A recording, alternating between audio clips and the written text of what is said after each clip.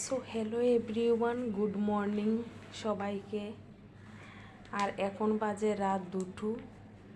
এদিকে দেখো প্রচণ্ড ঝড় আর বৃষ্টি হচ্ছিল আর কি,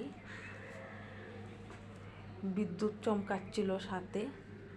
আর এদিকে সকাল সকাল আমি ঘুম থেকে উঠে স্নান করে ভাবলাম আজকে একটু পুজো দিই আমি। তো সুন্দরভাবে পুজো দিলাম গাইস, খুব ভালো লাগলো পুজো দিয়ে। আর এদিকে প্রচণ্ড ঠান্ডা ছিল, তাই তরমুজটা আর কেটে দিইনি আর কি। আর তোমরা অবশ্যই জানাতে ভুলবে না আমার পুজো দেওয়ার ডেকোরেশনটা কেমন হয়েছে। আমার তো ভীষণ ভালো লাগছিল। আর এদিকে সকাল সকাল উঠে ভাবলাম আজকে করলা ভাজি করে নেব। করলাগুলোকে পুরো একদম পরিষ্কার করে নিয়েছি, বাইরের খোসাটা।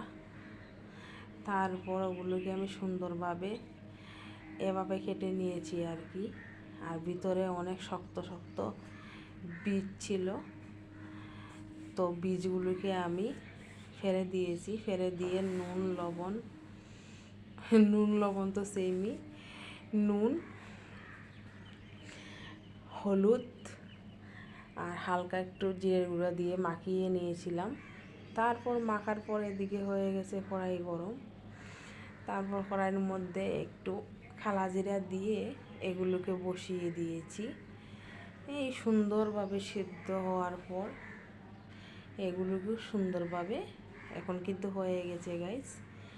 আর এদিকে দুপুরবেলা উঠে গেছে প্রচণ্ড রৌদ্র। আমি ভাবলাম ঠিক আছে, আম তোকে আজকে আমি খাবো। তো আমকে সুন্দরভাবে খোসা ছাড়িয়ে নিয়েছি। আর ওদিকে বক বক করতে করতে আমার রাজমা বয়েল হয়ে গেছে, খুব সুন্দরভাবে হয়ে গেছে রাজমা বয়েল। রাজমা আমার ভীষণ পছন্দের একটা জিনিস, কিন্তু এতগুলো রাজমা বেশি সিদ্ধ করে নিয়েছি, বেশি রাজমা ভিজিয়ে নিয়েছিলাম আর কি। তো রাজমাগুলোকে ভাবলাম ফ্রাই করে নেব, তাহলে নষ্ট হবে না। তো এদিকে রাজমাগুলোকে আমি ফ্রাই করার জন্য কড়াইয়ের মধ্যে দিয়ে দিয়েছি তেল দেওয়ার পরে দিয়ে দিয়েছি 2টো গোটা লঙ্কা আর খালা জিরা আর পেঁয়াজ কুচি। খালা জিরার গন্ধটা আমার ভীষণ পছন্দ, তাই আমি সব কিছুর মধ্যে একটু একটু খালা জিরা দেওয়ার চেষ্টা করি আর কি ফ্রাইয়েতে। আর এদিকে দেখো আমি দিয়ে সুন্দরভাবে ডেকে দিয়েছিলাম।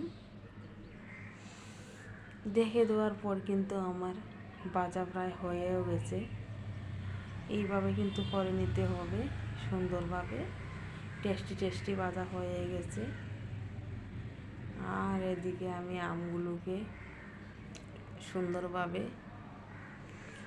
এইভাবে পলি করে নিচ্ছিলাম।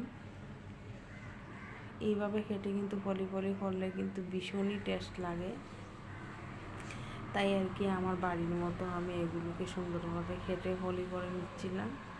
আর তাতে দিয়েছিলাম হালকা গুঁড়া লঙ্কা, নুন আর লবণ, আর সাথে একটা গোটা কাঁচা লঙ্কা রেখেছি আর কি, যেহেতু আমি গুঁড়া লঙ্কা বেশি দিইনি। সো আজকের ব্লগ এখানেই শেষ করছি গাইস।